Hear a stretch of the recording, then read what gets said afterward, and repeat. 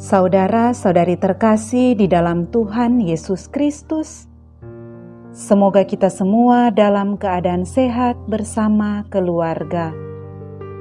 Saat ini marilah kita mendengarkan bacaan kitab suci dan renungan harian Selasa 1 Juni tahun 2021.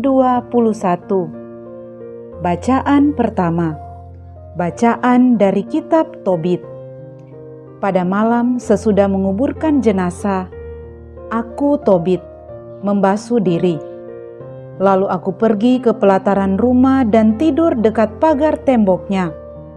Mukaku tidak tertudung karena udara panas. Aku tidak tahu bahwa ada burung pipit di tembok tepat di atas diriku. Maka jatuhlah tai hangat ke dalam mataku, lalu muncullah bintik-bintik putih. Aku pun lalu pergi kepada tabib untuk berobat.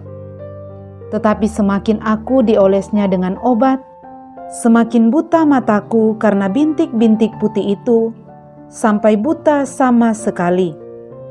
4 tahun lamanya aku tidak dapat melihat. Semua saudaraku merasa sedih karena aku. 2 tahun lamanya aku dipelihara oleh Ahikar sampai ia pindah ke kota Elumeis. Di masa itu, istriku Hana mulai memborong pekerjaan wanita. Pekerjaan itu pun diantarkannya kepada para pemesan dan ia diberi upahnya. Pada suatu hari, yaitu tanggal 7 bulan Dustrus, diselesaikannya sepotong kain lalu diantarkannya kepada pemesan. Seluruh upahnya dibayar dan ditambah juga seekor anak kambing jantan untuk dimakan. Tetapi setibanya di rumahku, anak kambing itu mengembik. Maka aku memanggil istriku dan bertanya, "Dari mana anak kambing itu?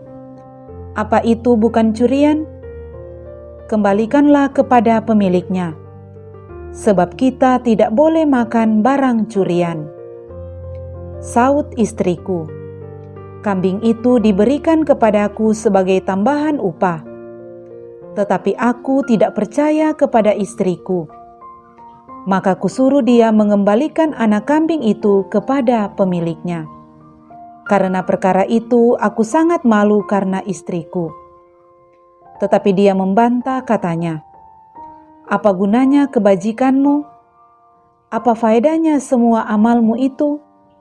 Lihat saja apa gunanya bagimu." Demikianlah sabda Tuhan. Syukur kepada Allah. Bacaan Injil. Inilah Injil Yesus Kristus menurut Markus. Dimuliakanlah Tuhan.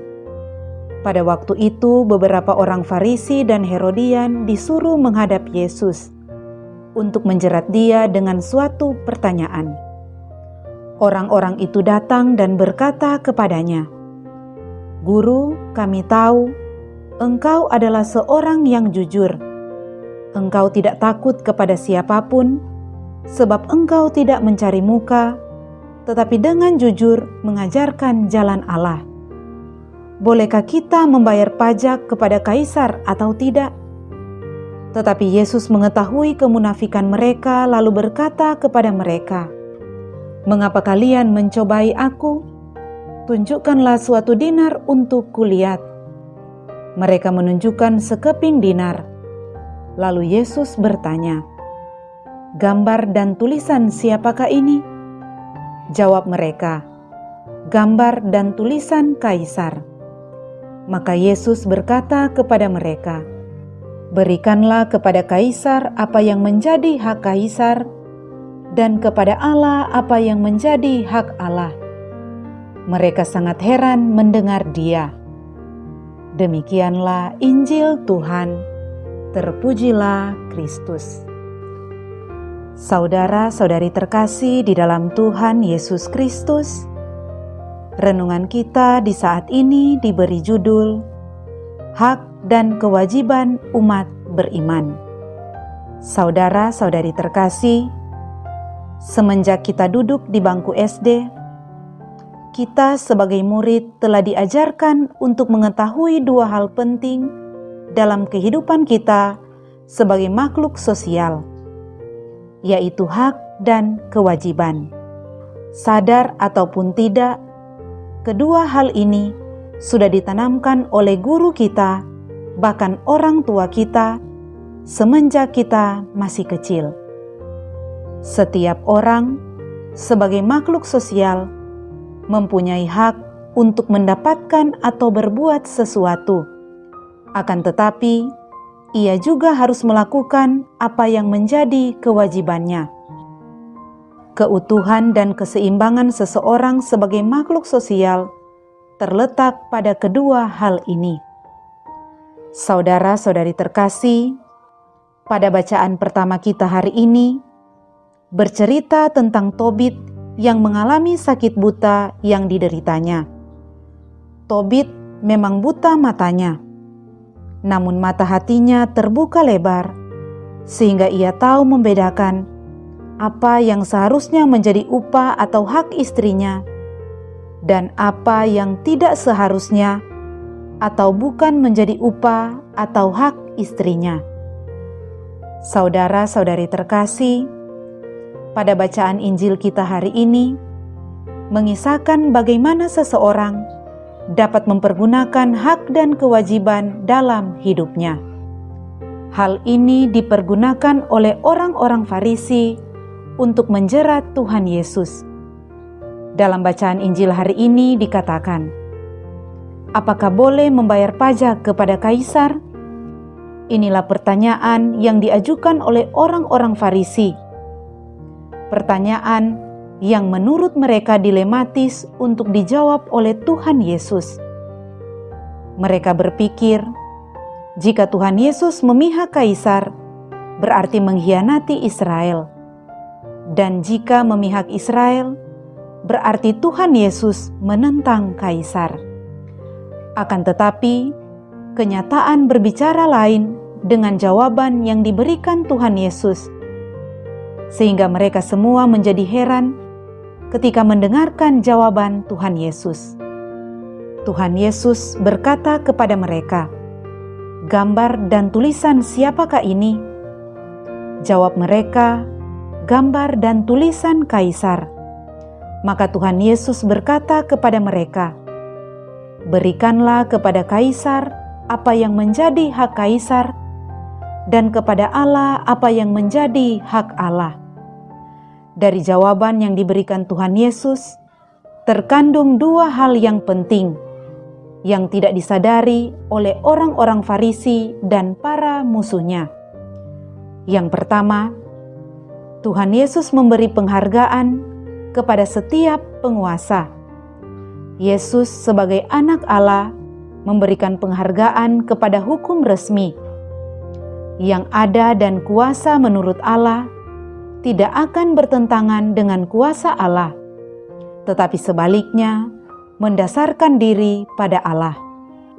Yang kedua, gereja tidak boleh merampas kuasa negara yang sah dan yang diberikan oleh Allah. Begitu juga dengan negara, harus mengerti batas kekuasaannya dan tidak boleh menindas dan merampas hak dari gereja. Sebagai contoh, seorang anggota gereja berhak untuk melaksanakan ibadat dan mengembangkan ajaran hidupnya di tengah masyarakat, gereja dan negara, membangun kerjasama dalam hal pembangunan jiwa dan raga untuk kesejahteraan dan kemakmuran bersama. Saudara-saudari terkasih, dari perenungan ini menjadi pertanyaan kepada kita, bagaimanakah sikap kita dalam memaknai hak dan kewajiban? Apakah kita telah melaksanakan hak dan kewajiban kita sesuai dengan apa yang dikehendaki oleh Allah? Atau masihkah kita hanya menuntut hak kita tanpa memperhatikan kewajiban kita, baik sebagai anggota gereja maupun sebagai warga negara?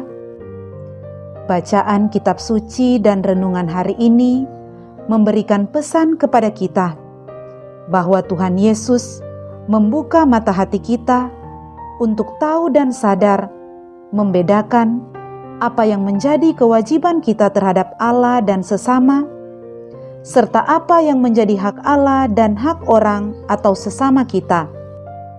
Yang kedua, Tuhan Yesus mewajibkan kita untuk tidak menunda pemenuhan kewajiban kita kepada Allah dan kepada sesama, serta wajib mengembalikan apa yang menjadi hak Tuhan dan hak sesama. Marilah kita mendahulukan kewajiban kita sebelum menuntut hak-hak kita.